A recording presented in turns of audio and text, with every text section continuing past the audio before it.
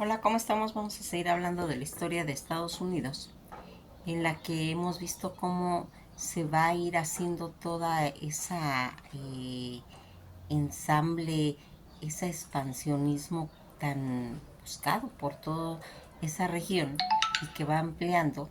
Ya llegaron a todo lo que sería Alaska, lo que sería pues todas esas porciones que van a ir formando los condados de Estados Unidos, y vamos a llegar a lo que se va a referir a lo que es el salvaje oeste. Toda su formación en la que vimos cómo fueron desterrados todos los indígenas nativos de ahí, con todo aquel violencia que se llevó. El viejo oeste, que está considerado como un periodo de intensa pues transformación y contrastes, donde se puede decir que pues la vida cotidiana no siempre se ajustaba pues a las imágenes románticas que suelen presentarse. Pues aquí vamos a irnos dando cuenta cómo todo ese periodo del viejo oeste no fue tan salvaje como se piensa. La mayoría de los acontecimientos pues de las personas que formaron toda esta mitología del oeste ocurrió en 1865 y 1890. Ese es el periodo que abarca. Los vaqueros no siempre eran propietarios de sus caballos. Muchos de los caballos que montaban los vaqueros eran prestados por los dueños de los ranchos. Se puede decir que curiosidades que se va viendo acerca de lo que se va presentando en el salvaje oeste. Pues como comentamos, no era tan salvaje. Los vaqueros pasaban pues más tiempo cerca de su casa realizando trabajos de reparación en los largos arreos del ganado. ¿Sí? Recuerden que también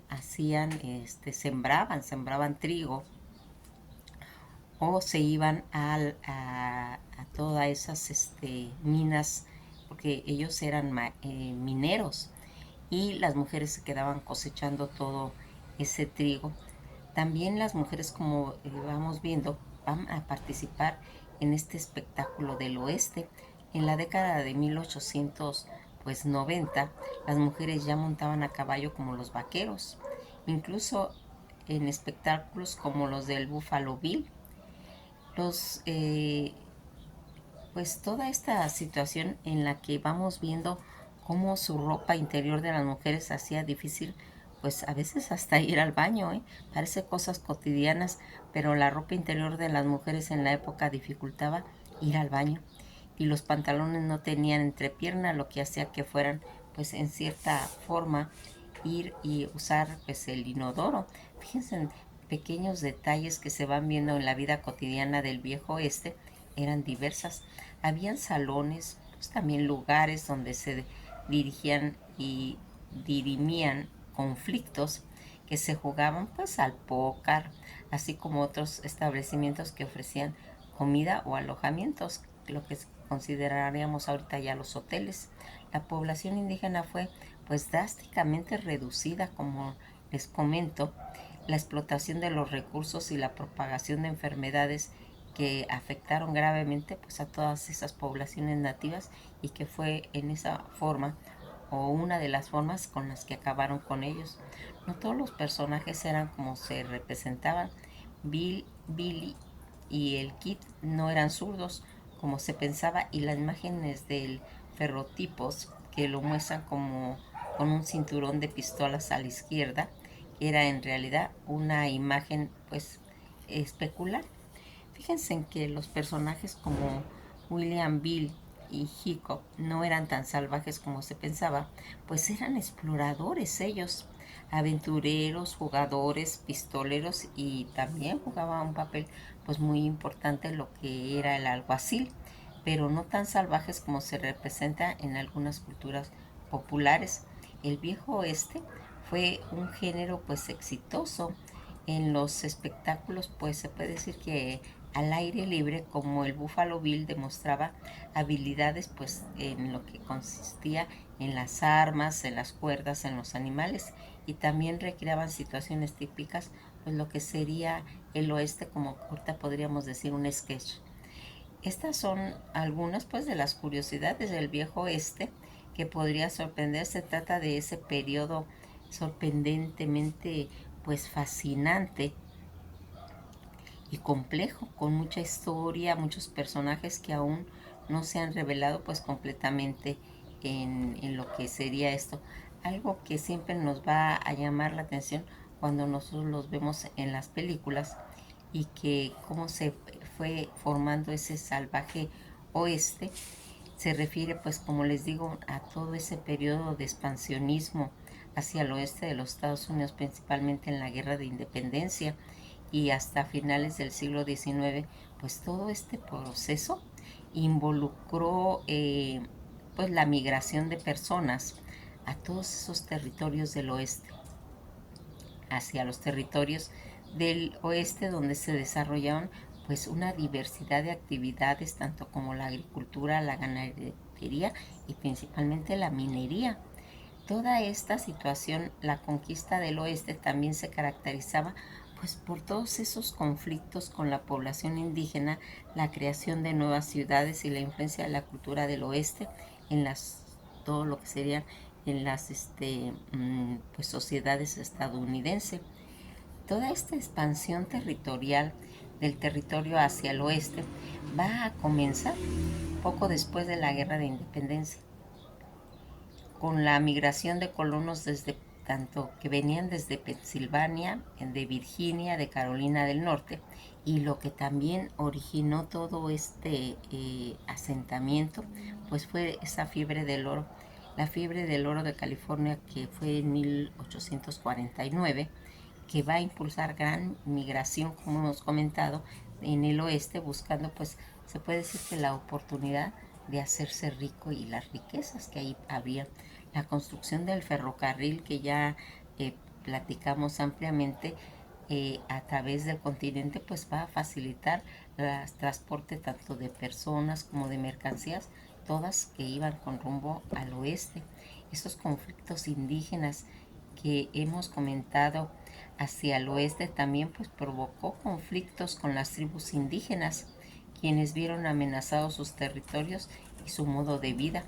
La formación pues de ciudades y pueblos, a medida que los colonos se asentaban al oeste, surgieron pues nuevas ciudades y pueblos que se convertirían pues en centros económicos y sociales de eso. Esta cultura del oeste, esta vida en el oeste y con sus desafíos, esas oportunidades que tuvieron, influyeron pues en la formación de culturas únicas y que luego se popularizó a través de la literatura y pues del cine. Cuando se cierran las fronteras a finales del siglo XIX, toda esta expansión del oeste que llegó a su fin con la consolidación de los territorios a la llegada de las civilizaciones, pues a todo lo que serían, se puede decir, las fronteras que dividían todo esto. Y así va a ir haciéndose que el viejo oeste vaya marcando pues toda una cultura en la que nosotros vemos cómo son los términos con los que se denominan popularmente a todos esos hechos históricos con sus personajes, con sus protagonistas que tuvieron lugar entre el siglo XIX y principios del siglo XX. Durante toda esta expansión de la frontera de Estados Unidos hacia las costas del Pacífico, aunque la colonización del territorio comenzó casi en el siglo XVI, ya venía toda esta situación con la llegada de los primeros europeos, principalmente españoles. En el objeto de alcanzar las costas oestes se debió principalmente a la iniciativa gubernamental del presidente Thomas Jefferson tras la compra de Luisiana, que habíamos comentado en videos anteriores en 1803. Toda esta expansión de la frontera fue considerada como en cierta forma una búsqueda de oportunidades y progresos, pues tanto para la burguesía blanca y los desposeídos. Aparentemente eso se decía. Estas insensates y prolongadas migraciones de personas hacia el oeste hacían desplazarse pues también su cultura, sus ancestros y oprimió a los pueblos originarios del continente norteamericano en contraste con el periodo suscrito importantes pues avances en la industria, en la comunicación y en la agricultura. ¿A costa de qué? De muchas de las intensas explotaciones de los recursos humanos y naturales que se hicieron. Todos estos eventos históricos, origen de un mito nacional de los Estados Unidos, conocido como el mito de la frontera, inspirada en la llamada doctrina del destino manifiesto, ha sido recreada por diversas manifestaciones de artes, agrupaciones bajo el género western, este género que va narrando historias pues de convoys, de pioneros, de amirindios, de gambusinos y de empresarios. Historia de gente variada, condiciones que emprendieron las aventuras del oeste con, pues se puede decir, con aquella esperanza de alcanzar un éxito. Éxito personal, pero que acabaron no pocas veces enfrentándose pues a la justicia o la fatalidad del destino. Los estudios que han hecho actualmente consideran que detrás de toda esta mitificación se esconde una realidad más compleja, eh, por lo que se tiene que, se puede decir, replantear nuevamente el papel de todos los actores que participaron pues en aquellas coyunturas sociales, pues, económicas o culturales que fue la frontera estadounidense en el siglo XIX y principios del siglo XX. Fíjense en que cuando nosotros hablamos de historia y nos referimos a la frontera de la historia estadounidense, se puede decir que ese concepto en el que la historia de Estados Unidos hace pues alusión a todos esos avances y a la búsqueda de oportunidades dentro de un territorio desconocido en las palabras de los autores modernos, pues las fronteras se puede decir que es aquel lugar donde las civilizaciones pueden avanzar a costa de lo salvaje. Es una, se puede decir, muy delgada línea geográfica donde lo viejo y lo nuevo, lo conocido y lo desconocido se encuentran y se ponen límites. A principios del siglo XIX el oeste pues era realmente considerado como un pues, territorio salvaje y inhóspito, con escasas posibilidades de ser habitado. En esta opinión pues no influía el hecho de que los pueblos amerindios llevaran varios miles y milenios viviendo en él, más el avance de civilizando sobre todo que se fueron al este, pero principalmente que llegaron y se quedaron en el oeste salvaje, fue, se puede decir, que un encuentro o como un choque entre dos mundos incluyentes. La aprobación de todos esos territorios y el desplazamiento de los nativos se justificaban con la doctrina pues del destino manifiesto. Este destino manifiesto, que es una ideología que afirma que todo esto sucede e irá parte de un plan divino previsto para Norteamérica y el mundo. En 1825, un político de Missouri llamado Thomas Hans Breton defendió pues la colonización, alegando de que su propósito era llevar a todos los pueblos grandes y maravillosos pues los beneficios a través de la ciencia, los principales liberales de gobierno y las verdaderas religiones. Ya en 1893, una vez pasado, se puede decir que todo el periodo de expansionismo de Frederick Jackson Turner presentó una de sus tesis, Significado de la frontera en la historia de los Estados Unidos, más conocido como la tesis de la frontera. La tesis de Turner, en ella destaca, se puede decir, una mezcla y una fusión de raza. Lo logró de la solidaridad entre las distintas regiones, las acciones de gobierno y al impulsar la comunicación y la creación tanto de una pues personalidad nacional, lo más importante, más sin embargo, pues fue con el tiempo la frontera que se convirtió en realidad como en un mito, el mito de los Estados Unidos. La promoción de la democracia aquí en Europa, el individualismo desde el comienzo ha promovido la democracia, significa el triunfo de la frontera con todo lo bueno y lo malo derroteros. Esto plasmaba en su tesis Turner, y que vamos viendo que todos estos acontecimientos que sirvieron como para ir forjando la personalidad del país a través de valores como se puede decir la búsqueda de oportunidades en la aplicación y las soluciones pues prácticas, la actitud energética ante las dificultades, la capacidad de la evolución y el esfuerzo orientado hacia el progreso, en definitiva. Aquí comentaba en su tesis un escape y un lugar de esperanza para aquellos dispuestos y capaces de tomar el futuro en sus propias manos. Eso comentaba en su tesis Turner. Los inventos de la expansión del territorio que se fueron dando en toda esta eh, pues expansión fue posible pues gracias a una serie de acontecimientos pues tanto políticos, civiles y militares pues que acariciaron durante el siglo XIX, algunos que fueron respaldados gubernamentalmente y otros por el contrario que nacieron de iniciativas individuales. La compra de Luisiana, la expedición de Lewis y Clark al comienzo del siglo XIX en el río Mississippi era la frontera occidental de Estados Unidos.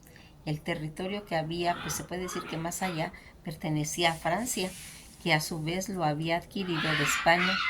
El río Mississippi era de vital importancia para los pues, periodos y los granjeros al oeste de las montañas. Recuerden de todas estas montañas Apalaches y el puerto de Nueva Orleans tenían pues mucha importancia comercial ante la imposibilidad, se puede decir, de ir manteniendo tan vasto territorio. El gobierno francés de Napoleón Bonaparte ordenó la venta de Luisiana a los Estados Unidos por 15 millones de dólares. Tal negociación se llevó a cabo el día 30 de abril de 1803 y Estados Unidos lo compró por razones, se puede decir que más bien estratégicas, y de esta forma se puede decir que dobló su territorio de una forma pues súbita. Al mismo tiempo comenzó la aventura del oeste, pues había que tomar en cierta forma posesión efectiva de los nuevos territorios. Bajo la iniciativa del entonces presidente Thomas Jefferson, que dio el primer paso para explorar el territorio, con este fin organizó la expedición para llegar a la desembocadura del río Columbia. Esta misión de reconocimiento se le encomendó al capitán Meriwether Lewis, quien a su vez invitó al teniente William Crabb, y por eso se le conoce como expedición de Lewis y Crabb. También se expedía recorrer y recoger información acerca del número de españoles y franceses amerindios que habitaban esa zona, pues al ir trazando las rutas fluviales y otras importantes, se puede decir, circunstancias. Además favoreció la adquisición del territorio de Oregón. Más tarde, ya en 1819, el gobierno organizó pues una exploración para hacer un estudio de ese territorio. Este encargo le fue dado a Stephen Harriman Long, que emitió pues informes desfavorables sobre las habilidades de estas tierras. Esta idea que se mantuvo durante casi pues 20 años, anexándole, como ya vimos más adelante, pues Texas, que fue a principios de 1820, y que comenzaron a llegar a la región de Texas numerosos pioneros encabezados por el abogado Stephen Austin. Durante la Legión acogió y a continuar pues todas esas migraciones procedentes de los Estados Unidos en 1824, más sin embargo Texas pasó a formar parte de la República Mexicana. La población y el gobierno de Texas quería la autonomía, y la situación desembocó pues realmente en un conflicto armado que se decidió en el batallón del Álamo y en la decisiva batalla de San Ignacio.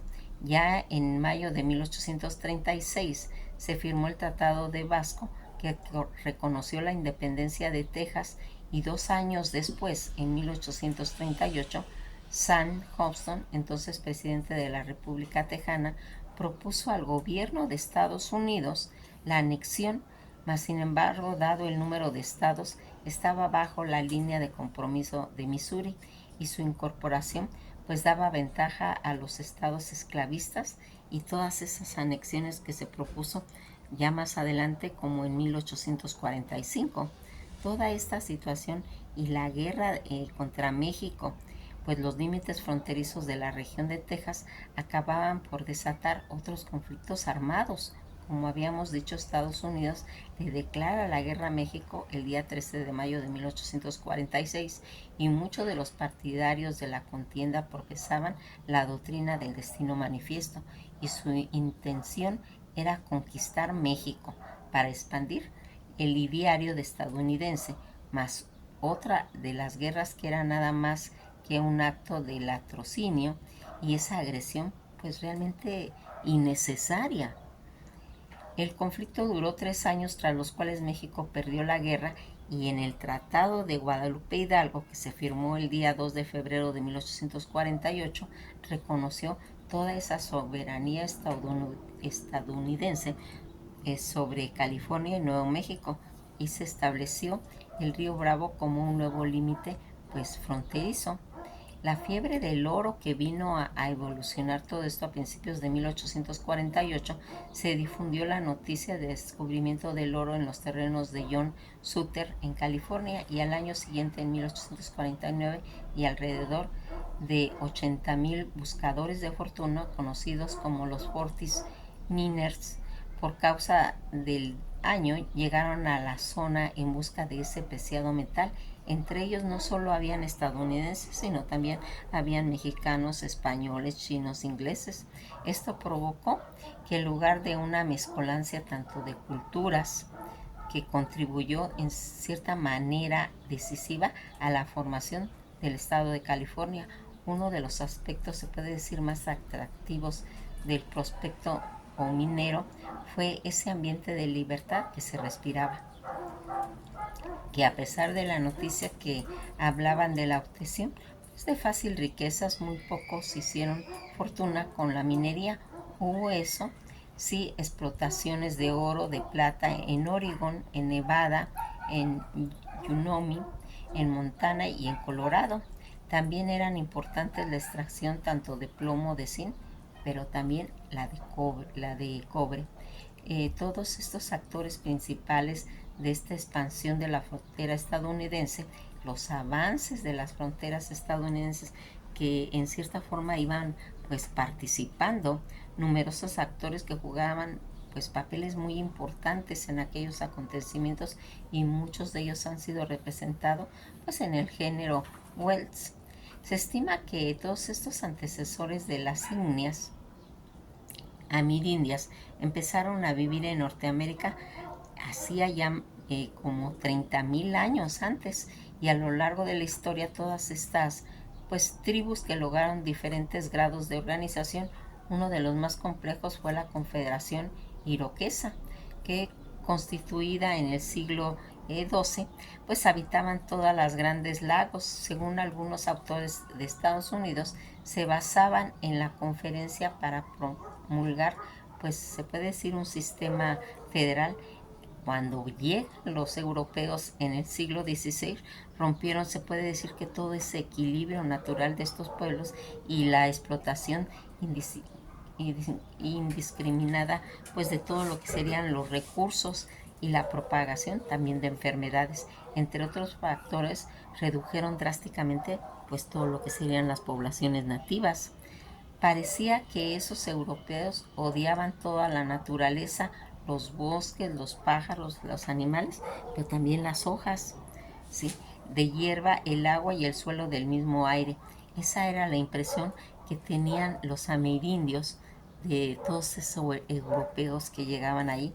Pues a finales del siglo XVIII, el Congreso del nuevo Estado va a comenzar el trato oficial con estos pueblos que venían desde 1778 y 1871, donde se firmaron más de 300 tratados.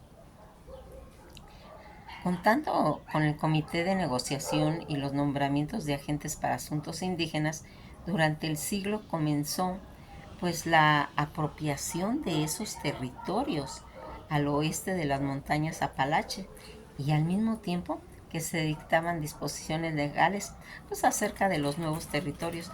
Ya en 1815 se prohibió a todas las tribus ceder tierras al otro estado, y en 1823 se creó las oficinas de asuntos indígenas.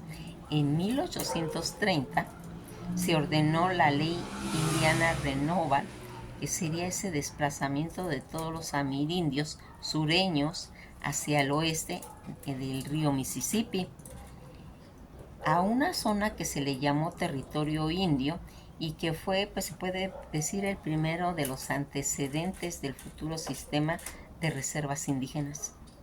Según la ley, ninguna persona de piel blanca podía asentarse en esas tierras, mas sin embargo, los problemas se dieron entre los mismos aborígenes al tener que convivir con los pueblos amerindios, viniendo los que venían pues del este.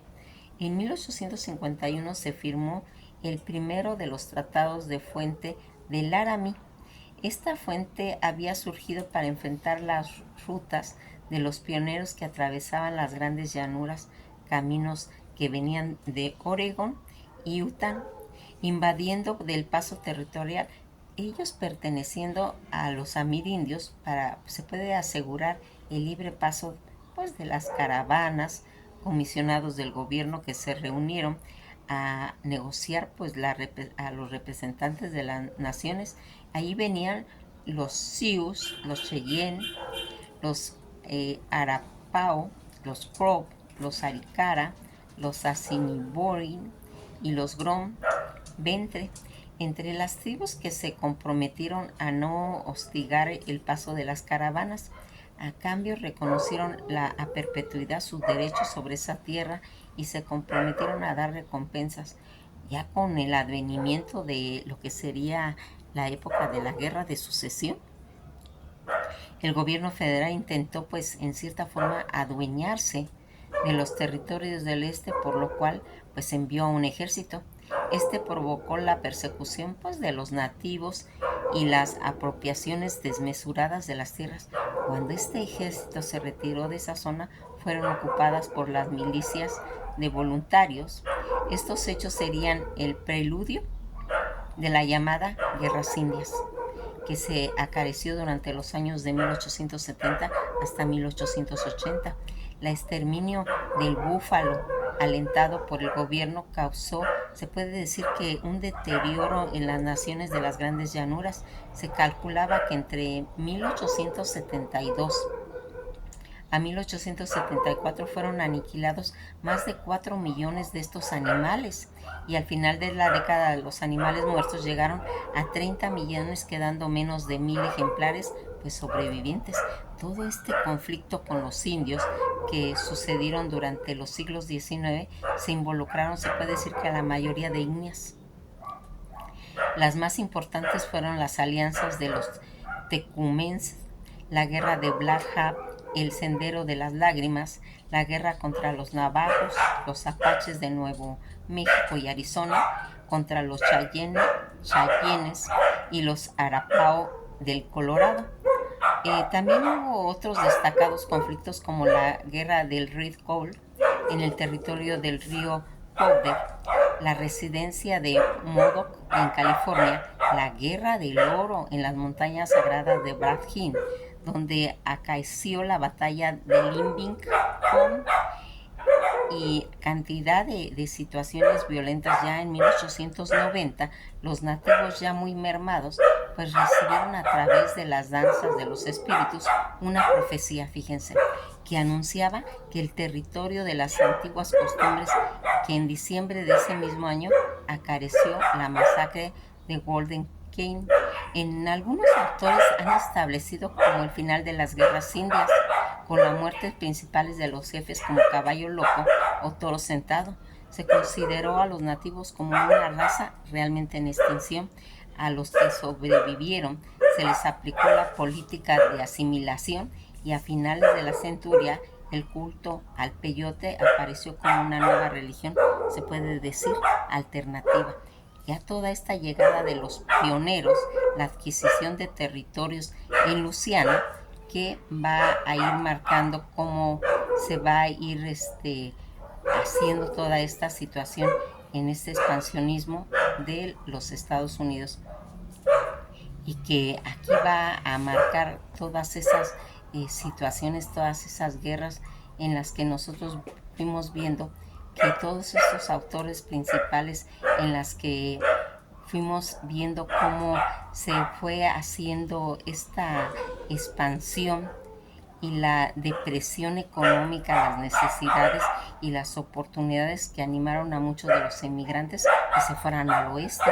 La presencia de los amerindios no inquietaba, pues muchos pensaban que no eran más que salvajes. Los llamados pioneros se dirigían principalmente hacia la región de Texas al sur o a la de Oregon al norte. El camino que llevaba al este, el último territorio, se llamó de hecho la Ruta de Oregon, que había sido pues en una parte trazando por el español Manuel Liza. Otra de las rutas que alcanzó gran prominencia por el intercambio comercial, también de origen colonial español, fue el Camino de Santa Fe. La mayoría de los pioneros que comenzaron su viaje en San Luis era una travesía pues realmente muy dura y llena de contratiempos, expuesta pues a enfermedades como la disentería y la cólera, habitual en los emigrantes, que mató a muchos durante el camino. En medio de lo más habitual del transporte era conocida como la carreta de Coveret, el Wacom, llamado popularmente Schooner, que era tirada por bueyes o mulas. Los trayectos que se realizaban en caravanas formaban ocasiones por más de 100,000 personas, que en general esas migraciones no eran fuerzas individuales, sino más bien en una forma comunitaria. 1845 y alrededor de más de 3,000 personas que atravesaron, se puede decir que toda esa ruta de Oregon, de California. En los siguientes 2 años, más de 50,000 pioneros mormones que se dirigían todos al territorio del Gran Lago pues el Salado. Esta comunidad, ya diferente de la mayoría de esos emigrantes, lograron, se puede decir, fortalecer económicamente por medio de autoridad centralizada con un fuerte sentido pues grupal. Hacia 1862 el Congreso aprobó la ley por lo cual cualquier ciudadano podía adquirir 160 acres de la tierra pública por $10. Después de la guerra civil, mucha gente se desplazó a las praderas, conocida entonces ese gran desierto estadounidense, para convertirse pues en granjeros. Estos pobladores fueron conocidos como los homestead. Se estima que habían entre ellos, se puede decir, un cuarto de millón de viudas, tanto solteras y gente de otras culturas. En estas colonizaciones masivas de la región de las praderas cambió, se puede decir, que altas hierbas por cultivo y granjas con animales. Más adelante, con el tiempo, se convirtió en una de las zonas agrícolas más importantes del mundo en esa época, en California y en otras partes del oeste, que se puede decir iban haciendo un desarrollo de cultura a gran escala conocida como la agribucin.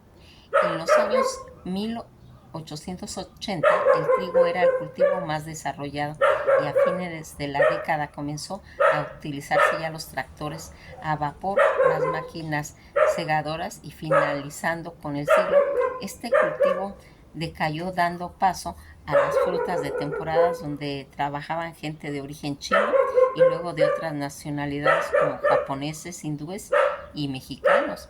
Y entre el año de 1889 y 90 hubo una importante colonización en Oklahoma con la llamada Oklahoma Land Rust. Y nos vamos a quedar hasta aquí. Vamos viendo cómo todos estos pioneros van marcando la diferencia para ir poblando por medio del trabajo de la agricultura, de la minería y de todas esas migraciones que se fueron logrando pues en forma, como ya vimos, no individual sino colectiva, tener ya una imagen más clara de lo que significaría el avance de los pioneros en Estados Unidos. Que pasen una tarde muy agradable y esto ha sido todo por hoy. Nos veremos en los siguientes videos para seguir hablando de la historia de Estados Unidos.